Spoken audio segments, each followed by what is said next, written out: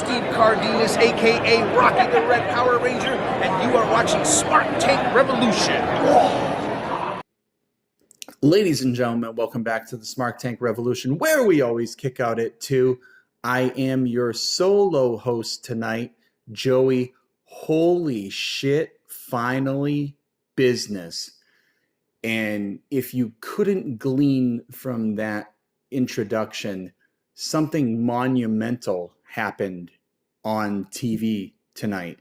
Something that, let's say, I wouldn't think would have occurred in recent years. So let's just get down to it. I did not have the luxury of seeing this live and being blown away. So I'm catching up with it after the fact. But if you are living under a rock, pun intended, none other than Dwayne "The Rock" Johnson made a stunning surprise return on Smackdown tonight from Denver.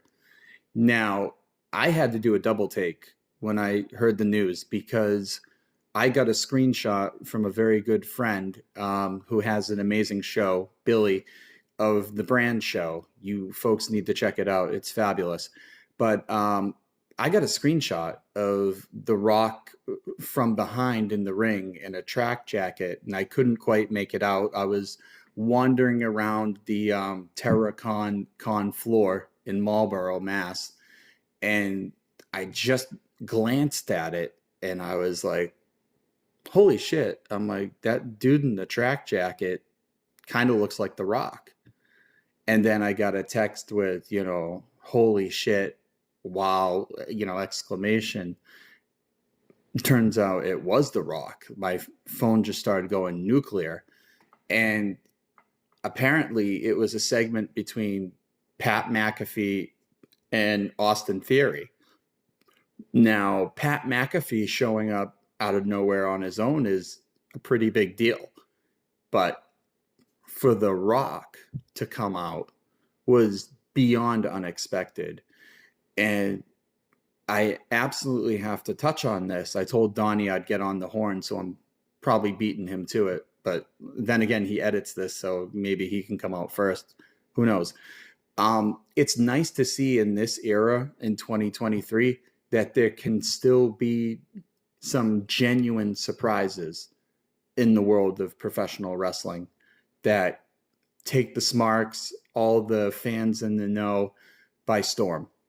I literally had no freaking inkling, clue, idea whatsoever. No notion that this was going to occur. As a matter of fact, I had gotten used to the reality that we most likely weren't going to see The Rock in a WWE ring again outside of a WrestleMania appearance or something special. Never in my wildest would I think he'd be at a SmackDown in September at Denver, not even Miami, not, any of his stomping grounds, which is very, very cool. So that aside, watching the playback, oh my God, the pop was godly. Unbelievable pop. And when I say unbelievable, picture the exact opposite of every time Dominic Mysterio grabs a mic. It was just thunderous and continuous and didn't end. And then it morphed into a holy shit chant that, unfortunately, since I watched the replay, they blurted it out, but it was very clear what it was. And the chant went for about a minute straight. It was just silence if you watch the replay because they bleep it out. And so, of course, you have Austin Theory in the ring talking shit, and somehow they decide, let's put The Rock in there. It's no secret to anybody who listens to us that the Austin Theory experiment, in my view, has been done for quite some time. They tried to give the big rub at WrestleMania with John Cena. And while it was serviceable, their promos were good, nothing really came of it. there's nothing memorable. I even told Donnie multiple times in the past that I forgot Austin Theory was even on SmackDown because he wasn't being showcased. So, I'm like, okay, he's dead in the water. You got LA Knight, you got the Bloodline, you got everything else going on. There's only so much TV time.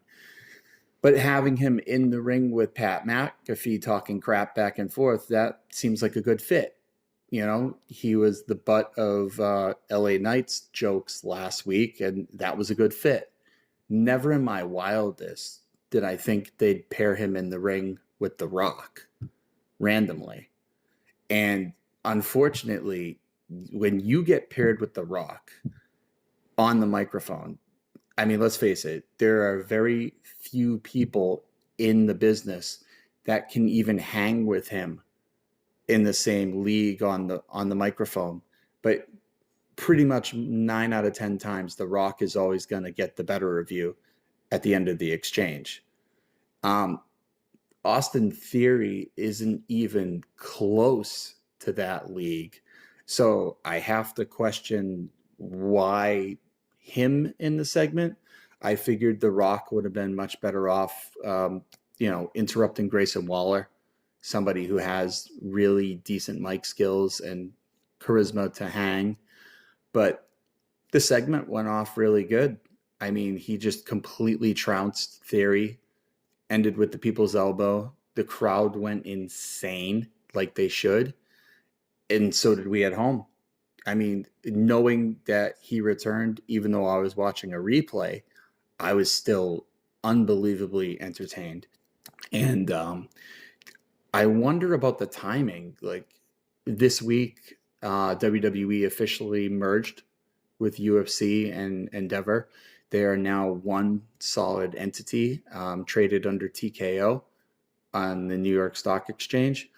And it's just very curious because obviously the new management, the non-Mick management, want to make a statement. And there's been a lot of, wondering what kind of form their new brand is going to be. I mean, yes, Triple H is supposedly still head of creative, which thank God. But, this is the first time in half a century that it's not being helmed by a McMahon or somebody in the McMahon family. And everyone was wondering, okay, how's that going to affect the show? How's it going to affect who's showcased? What are they going to do? What's it going to look like? Well, they pulled an atomic bomb out of their arsenal to start right away. The first new show in the Endeavor era, you have The Rock come back, and that's very curious because something of this magnitude could have been Survivor Series, Royal Rumble, WrestleMania, just a bigger deal than a SmackDown in September going into a PLE. And I'm not mad at it. I think it's an unbelievable move. It also probably has something to do with the fact that the writers' strike, the actors' strike, Rock's got some free time on his hand. So why not? You got John Cena there. Okay. Why not? Let's go. But it can't help but feel like they are trying to completely finish off a mortally wounded AEW. And the reason I say that is, yes, the week of All In, All Out was a massive success, despite all the drama and the fallout. On paper and in views, it was a critical, massive success for Tony Khan and AEW as a whole. That being said, immediately after that, they failed to capture, the lightning on the wave coming off that week. they seem to have taken their foot off the gas, and it showed. You know, there's been some interesting things that have occurred. You know, obviously Punk being gone is a big deal, whether people want to admit it or not. Collision existed because CM Punk needed a platform, and they abided by him and gave him it. But Punk brought in those viewers to Saturday night. I would venture to say that Punk was the main reason almost the majority of people, including myself, I'll be very straight, even watch that show on Saturdays. Now we're seeing, you know, a drastic drop in the Sans CM Punk era of that. So that's already hurt them. They brought back Jade Cargill, which was very exciting this past week. And she went right at Chris Statlander and, you know, made her position known that, hey, I'm back. I want the TBS title. Okay, everyone's frothing at the mouth for that. Well, okay, so that's a huge return, but how do they follow it up? They book it on a taped Rampage, and they squash Jade Cargill clean in the title defense. That's it. And completely head scratching. Then you find out the rumor is Jade's on her way to NXT, which I'm not mad at. I think would be a phenomenal fit for her. She's definitely improved. She's got the presence, she's got the star power, and there's a lot of exciting things you can do with her. So in 1 week's time, you are most likely signing Jade Cargill. You bring back The Rock. You already have Cena. They're just full steam ahead. It doesn't seem like there's a playbook for this, which is kind of great. But at the same time, you're bringing The Rock back. And while the segment was great, it always is, I can't help but feel, hopefully this wasn't a one-off, because if this is the only time we see The Rock for the foreseeable future, in my eyes, you made a huge, huge miss and faux pas by not having him in the ring with Roman and the rest of the bloodline.